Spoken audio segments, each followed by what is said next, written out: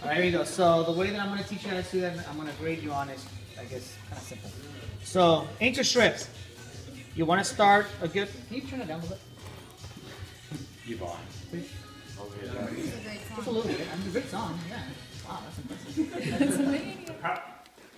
I mean, you still want a little bit of music. No, just keep it. Yeah. All right, here we go. So the first anchor strip. There's different angles that you're going to take when you put the tape down. So when you're up here near the calf, you're going to angle it down. And what I mean by angling it down, so the hand that holds the roll is going to angle that in that downward position.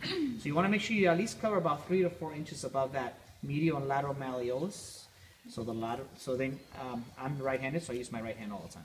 So then I angle it here. Naturally, it'll come back up to the top.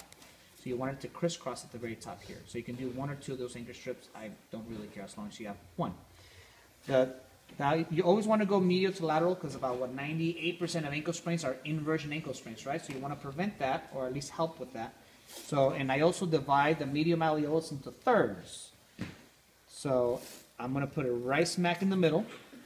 I go over the top, tear, and yank it into eversion. So eversion is this position here when you pull the ankle outward. So I like to do the basket weave tape job type technique to where I put an anchor, the syrup, and then I put a horseshoe. Again, the angle pull is different up here than it is down here by the malleolus. So I like to start here on the malleolus here, and I move it around this way here. Sometimes they don't always have to touch, and I'll show you when it doesn't have to touch. The second one is right. Now I'm gonna go on the back third of the malleolus here. Pull it. I'm gonna put it in the back third of the lateral malleolus here. So I like wider base, I guess, a wider support system.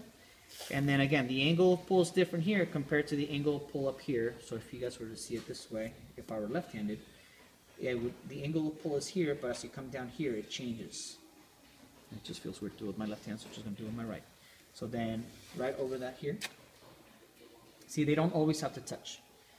The third syrup, again, now it's now the front third of that medial malleolus. And then you yank them into eversion. That's 3. And then the last one down here. And see how the angle of pull changes now? So now it's kind of upward angle this way. I'll show you on this side here. And I bring it back down here. So what I did here on that last one is that when you're below the malleolus, the angle of pull is here. I've seen people put tape down on the heel. It just feels uncomfortable, so don't do it. So the angle of pull is here. As you're up here, it changes that way. Okay, here's when the fun begins.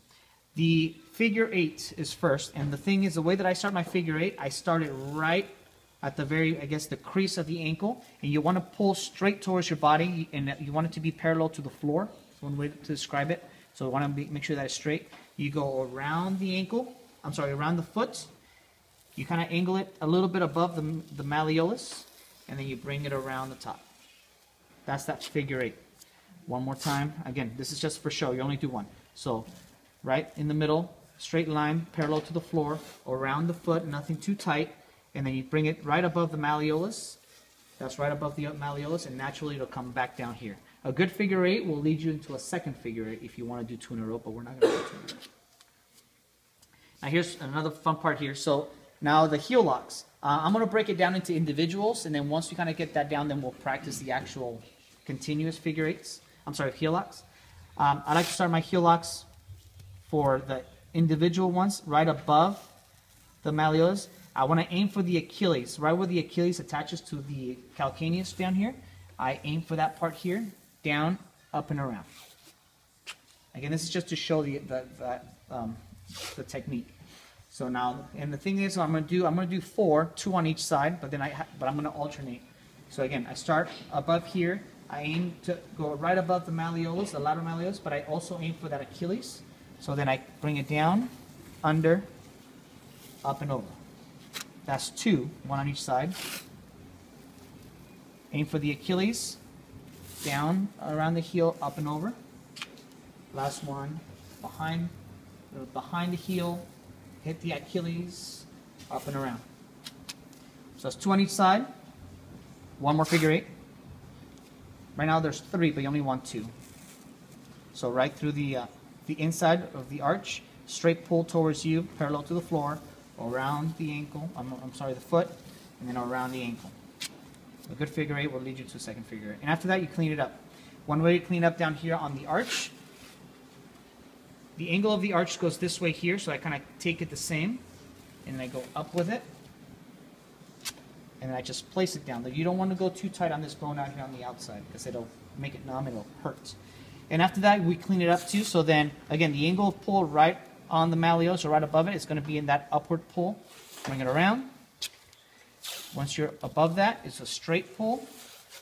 And as you start going up the leg, it angles downward. And you want to overlap the tape halfway. Halfway. You can go as high as you want after that. Okay? So let's